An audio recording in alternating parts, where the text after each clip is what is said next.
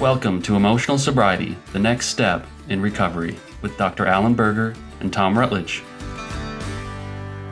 Where are you at?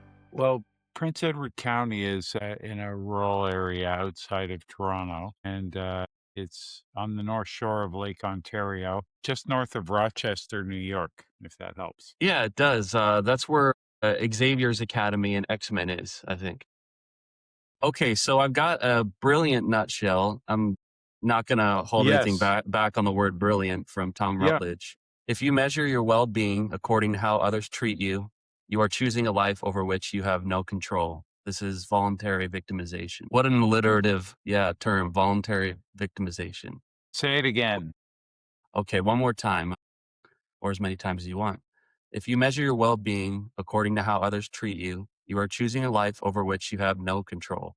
This is voluntary victimization. That goes to the heart of emotional sobriety, doesn't it? Well, one of the, taking it personally and, being, I used to say when I talked describing my late days of addiction as I desperately needed your approval and I was willing to do anything to get it. And today, I prefer being approved of than not, but I'm not willing to do anything to get it. Now, my values come first, and I would rather be disliked and adhere to my values than sell out just for a pat in the head. We don't have to change what we want. We just have to stop stomping our feet and demanding it. Preferences is one of my favorite words these days because often I'm embroiled in like a committee discussion or something, and someone's got their hair on fire, thinking that it's the principle of it, and it's not a principle; it's a preference. I don't want the font that way. It shouldn't be that way. That's the wrong way, right? It's and if I can see it as my preference or their preference, it's really right sizes it. And, otherwise, yeah. Yeah, I was reflecting on a nutshell wisdom for today. Lately, I've been really doing a lot of thinking about and starting to write about this reflected sense of self that you guys are describing. And it's very interesting, the cause of that, the etiology of that.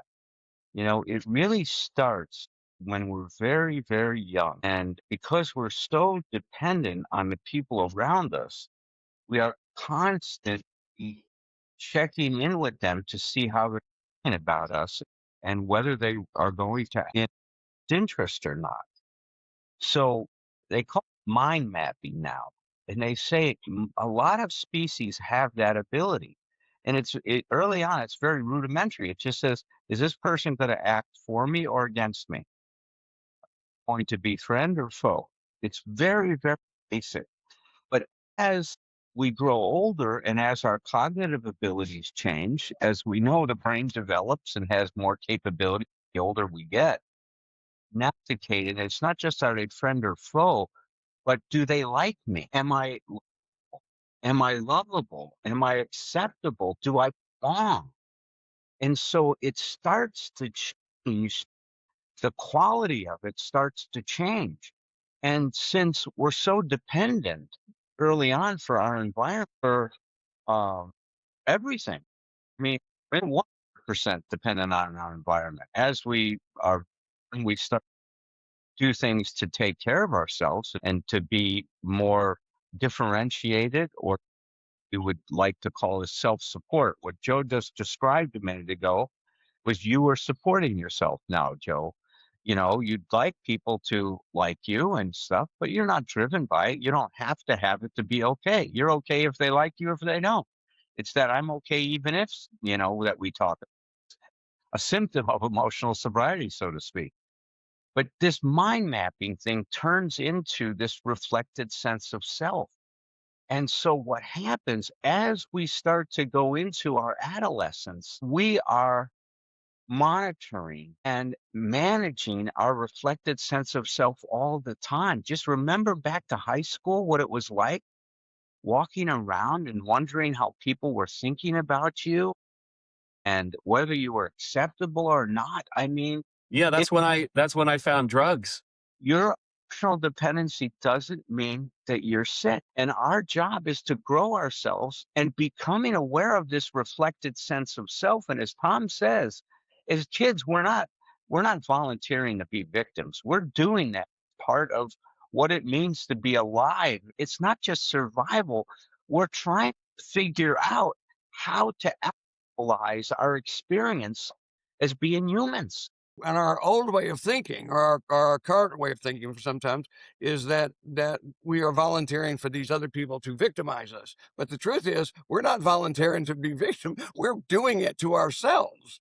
That's It's it. like See, it's that's like the point. I'm both the victimizer and the victim, and it's like, and people get very offended when you try to point that out to them. It's, you Well, have yeah, to be and careful see, and because when we put the word victim on it, it's almost ah, shaming for them, it's got right? so much If we move it away from attached. victim and just say, this is what you do, and it's a natural part of our growth and development. And there is a new possibility, right? Right. There's a new possibility that you can move beyond that dependency on your environment for support. You can start to do what Joe does. I want to be Joe. I want to be like Joe. That's going to be our new Me motto. too. I want to be like Joe. I want to be like Joe. Because Joe is supporting himself. He's standing on his own 2 feet. I wish I could grow my hair like you, Joe. See, I would love to be a rock and roller today, man. I'm just a bald old guy. It's no good unless you got, the gift of gab. And you certainly, you can turn a phrase like nobody else. And I was going to share this with you. I was smiling when I was at the IDAA conference this last weekend. So I was in Chicago every year. There was an organization started in 1949 called Yeah. International Doctors and Alcoholics Anonymous by Charles McKinley. And it's an organization that once a year has a convention, and they invite doctors. There's a big membership in IDAA. And they get anywhere. This conference had about 590, I think, was the final attendance. They get anywhere from like 600 people to a couple thousand, depending on location. And like when it was in Colorado, they had a lot. I mean, because everybody wanted to go to Colorado, right? But Chicago, I was just as an aside, I grew up in Chicago, and they have cleaned up downtown Chicago, man. It is a cool city now. That's too bad. I'm nostalgic. But in a nice way. I mean, it's really, I had a great time. But anyway, at this conference, there's this one guy, his name was Dr. Matt Ramon, and he's got this book. It's called, give me a second, it's called The Marble Approach to Recovery. And what he says is that in recovery, we lose our marbles. And what he's done is argued that stoicism is a way to get your marbles back. Absolutely. And I got I love that. So I got to get your address. I wanted to mail it to you because he printed out a chapter of his book and was giving it out for free to people. And I thought, my God, man, I read through it. It is the overlap between emotional sobriety and stoicism, as you've always said, Thom, is quite remarkable. It's definitely. Well, it's I mean, it gives us confidence of the shoulders we're standing on. It's like we know about the 12-step process, but then we go back 2,000 years to these guys, and that there's never any new wisdom. So it was somewhere back before that. It's like I love it. So but when you say about the marbles, I have a little, I love metaphor. So I have a thing in my therapy office next door. It's like, and people don't know it, but this glass is a bottomless glass. And so I set it on the table and I have a bunch of marbles. And so as we're talking, I'm putting marbles in it, filling it up through the course of the session. And I go, this is you at the end of a session. And then you pick up and then you leave. And of course, then the marbles just go everywhere. And it's really good to make the point for somebody, because I have always done. I've done this for a long time. I've done great therapy at times and did nothing with it. It's just I know. It's just, I mean, I was one of the great clients of all times, but I didn't understand the need for practice. It's so that's a beautiful way to do it. And I love the idea that the definition is loosening our marbles. I attended some type of 12-step meeting, and instead of chips or medallions or key tags, they gave a little mesh baggie of marbles. Like there was an alley in there, and that's what they gave at an anniversary, getting your marbles back. Here you go. I love that. Yeah, something you can play with. That's Yeah, exactly. Here's what we give around here instead of chips. Yeah. How many years? I gave somebody a 15 ball the other day. They had 15 years. It's and I love giving those out. Yep. After 15, you got to start playing snooker. Yeah. Well, I think I hadn't figured it out. Right now, I've just got a couple of people who've started over. So I thought, okay, well, because they're, I said, if you make it to where I am, you're going to have a 40 ball. And I don't think they make them. Now, I love stoicism, but there's something I miss, and some parts of Buddhism. Alan, you'll remember we did a sort of a video workshop on spiritual bypassing, and it was sort of avoiding the whole emotional experience of life by delegating, to whatever a person's spiritual practice is. But there's an intellectual bypassing that I become susceptible to in taking a stoic approach when Yes. an emotional reaction is more a balanced emotional reaction would be better for processing than bypassing feeling bad with some sort of Joe wisdom that I've borrowed from the ages, right? Well, but I'll just tell you my perspective. That's a real misconception about stoicism. It's because Right. I know I'm the word missing stoic something. is based on the word porch. That's where they met. Okay, so it's amazing how it's now become. Well, I'm tough, because the Stoics they talk about their emotions all the time. The Stoics are really just about being in the present moment and taking full responsibility for the present moment. And it doesn't. If you're feeling what you're feeling it. And it's like, you don't need to make apologies for it. You just need to feel it and do what you're going to do. But in the bigger picture, I do agree with you. Anything, well, what was there? I saw on this emotional fluency workshop thing I'm doing lately. It's like I got a quotation from David Hawkins, Dr. David Hawkins, and it says the fear of life is really the fear of emotions. And it was Say that almost again, Thom. I like that. It was too simple. It was almost too simple. For the fear of life is really just the fear of emotions. I mean, it's like I'm still reading it, but it's like his stuff is amazing. Yeah, this makes me think of somebody I used to date years ago who had a really rough childhood, and we were talking about therapy or the possibility of therapy, or maybe she should give it a shot. And she would tell me that, like, I'm worried that if I go to therapy, I'll start crying. I won't be able to stop. Like, she just had such fear of the emotions that would be unleashed, and that the emotions would tip her over. That she couldn't handle them. And I think, and I have that. I feel cowed by certain feelings that the best way forward or the best survival strategy is to kind of suppress them. I talked recently with you guys about going to a funeral and kind of even feeling then like I didn't feel, I felt safer not being vulnerable and letting the tears flow, than in kind of suppressing that feeling and just kind of getting on with it. But I know that, I mean, it's been an intellectual exercise to understand that the opposite is true. But the fear of that is very common in people who and it's because there is no small amount of emotion for them. It's like because they haven't expressed emotions effectively. They are, I often call it emotionally constipated, but it's like they're stuffed full of emotion. So it does feel, I've had people not want to express emotions, and you've got this too, I bet, Alan, not in my office, because they say, I don't want to hurt you and I don't want to break anything. They don't even trust themselves not to be violent, because the emotion is so big. That's Alan. That's what I miss doing the longer retreats, because those are the times where we have time to put people in a structure where they can actually experience going all the way through it, and everybody gets to witness that, and it's so cool to do that rather than just tell people about it.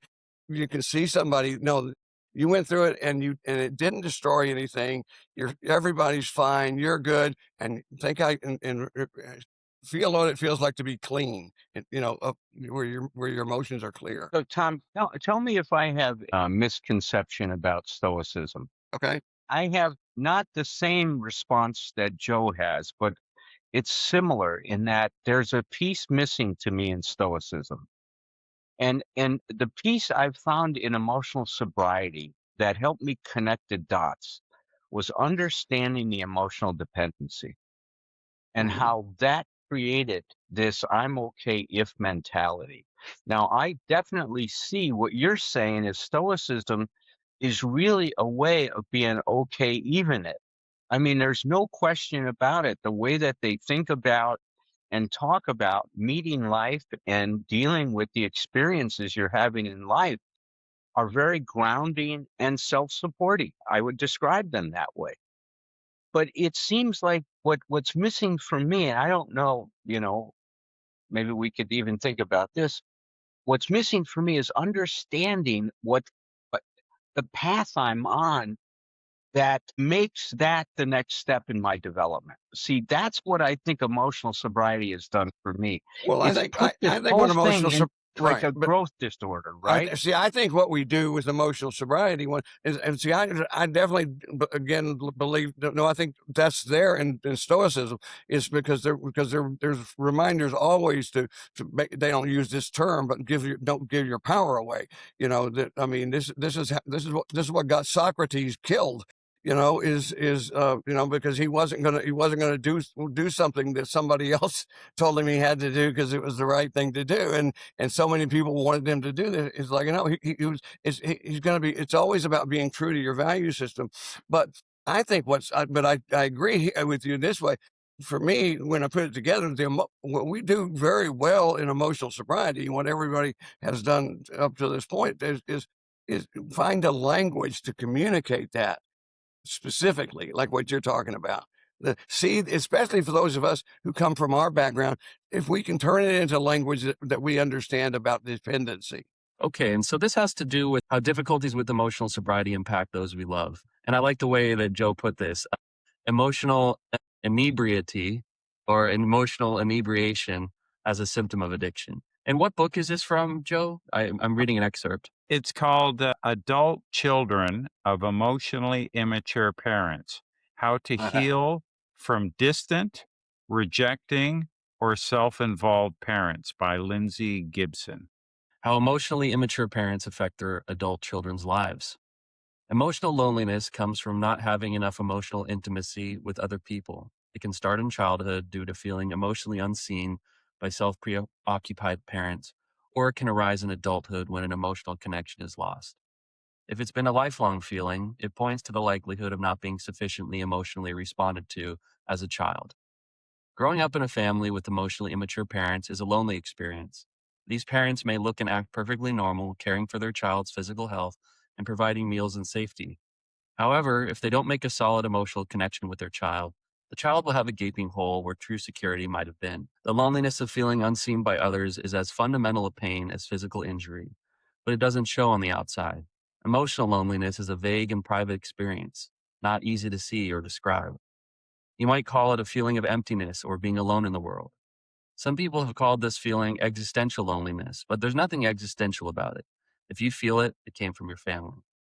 Children have no way of identifying a lack of emotional intimacy in their relationship with a parent. It isn't a concept they have, and it's even less likely that they can understand that their parents are emotionally immature. All they have is a gut feeling of emptiness, which is how a child experiences loneliness. With a mature parent, the child's remedy for loneliness is simply to go to the parent for affectionate connection. But if your parent was scared of deep feelings, you might have been left with an uneasy sense of shame for needing comforting. When the children of emotionally immature parents grow up, the core emptiness remains. even if they have a superficially normal adult life. Their loneliness can continue into adulthood if they unwittingly choose relationships that can't give them enough emotional connection. They may go to school, work, marry, and raise children, but all the while they'll still be haunted by that core sense of emotional isolation. In this chapter, we'll look at people's experiences of emotional loneliness, along with how self-awareness helped them to understand what they were missing and how to change. Wow. Pretty cool, eh? Yeah. And I saw a video of the author sort of talking about the book, which she didn't like the title when it was suggested to her, but they went with it, and you know, it sold 1 million copies, right? Like people really connected with, hey, and that. By the way, I agree with what that dog is saying. It's Yeah. like, Well, this is emotional maturity right here, right? Express the feelings. The dog has needs and doesn't feel ashamed to express that I have to have my needs met, right? I think that's a wonderful example. Allen must have the most therapized dogs in the world. They're just they've read all this stuff. Yeah, but no, it's like a preacher's kid, man. It's not going to work that way. It's like, yeah. So yeah, Allen straightened him out. You'll have to listen to this show, Allen, because the dog was the best power of example so far, expressing their feelings unabashedly with no sense of shame. I think, yeah, that's wonderful. It's like a double standard, isn't there? Right? Tell me what you need. You're such a burden, right? You never, I want to hear how you're feeling. Don't be angry at me. You scare me. Right. It's like, tell me what you need. No, tell me something else you need. Tell me. Yeah. What do you feel? No. What else do you feel? It's like it might be more acceptable to me. Hey, listen, that we could do a hell of a skit based on that. A family that basically just wants to just sort through and get only what they want from each other. This idea got me thinking about a couple of things. One is, how does my difficulty with emotional sobriety impact others? My kids are in therapy, I'm sure, talking about my emotional, immaturity or inebriety or what have you. It's never 0% emotional sobriety or 100% emotional sobriety. It's, how can I be stable, sufficient, emotionally sober enough? Because it's not about perfection. I just need to invite other people's emotions, be prepared to state mine, like we were talking about earlier. There's nothing like it. And I always thought of emotional sobriety difficulties, as Bill Wilson was describing them, as a symptom of my addiction. Maybe not. Maybe where did they come from? How was I programmed? What were the emotional difficulties my influencers had and that I was informed and impacted by? And I think that you cut out after you always thought your emotional sobriety difficulty was a symptom of your addiction. What did you say right after that? Oh, guys, you missed a lot. It was great, and I don't remember. No, it was that that my emotional sobriety issues aren't necessarily a symptom of addiction, but rather a part of my programming. Like, we're all imperfect, right? And what were the sort of strengths and See, Joe, one of the things I'm saying now is a little different than that. See, I don't think it's programming. I think what's happening is it's the evolution of our development. See, I think that every species is going to be concerned about what's going on around them in terms of being able to figure out how to adapt to whatever environment we're in order to be able to actualize our potential in that given environment. See, it's a very different thing. I don't know, Thom, if you ever read any of Goldstein's work. He wrote a book called The Organism. Yeah. And it was I back in didn't read that one, but I have read some. Yeah. Yeah, he's often quoted by Gestalt therapists and other humanistic therapists because he was the first person to really capture this idea of self-actualization. And he had this idea by observing these brain-injured World War I veterans that people tend to actualize their full potential given the limitations that they have at that particular moment in time. And he saw that tendency to actualize your potential as existing in all humans, right? Is that we really, and so these brain damaged people, even though they were completely compromised in some ways, they still found a way to deal with their environment as best as they could, upgrading our consciousness to now what we're talking about in emotional sobriety is that now we're making ourselves a lot less dependent on what our environment is doing and much more dependent on what we're doing. Yeah. Yes. And that's shifting the balance. And see, I think because we have this, you know, this cognitive ability because of our cerebral cortex, we're able to do this differently than any other species on the planet. And that comes with blessings and with a curse. I mean, I know it does. I mean, look, our imagination is an incredible thing, and I love how it works when it's creative and discovering. And my imagination can put me in the darkest hole and creating a living hell. But it can also create the most beautiful, incredible experiences. Well, yeah, I've been thinking a lot about, those twin human impulses of, the people's capacity to be selfish and to literally build concrete walls with barbed wire around themselves and between each other, or as well as their capacity for community and selflessness and to kind of see themselves as part of a whole. These things pushing against each other. I like the fact that we're talking about imagination, because imagination is neither good nor bad. And it's like one of the nutshells I sent you, Patrick, to consider this was fear will hijack your imagination if you're not paying attention. We can go either way with it, and we're very creative. In either direction, that's right, we are. Yeah, I mean, we're good.